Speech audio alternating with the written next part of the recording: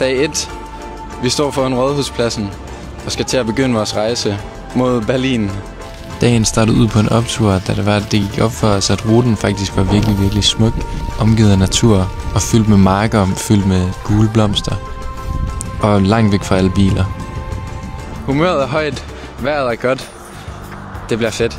48 km inden, næsten halvvejs, og nu sidder vi og får den første omgang med pasta i en pose. Jeg vidste ikke, at Køge havde så meget at byde på, men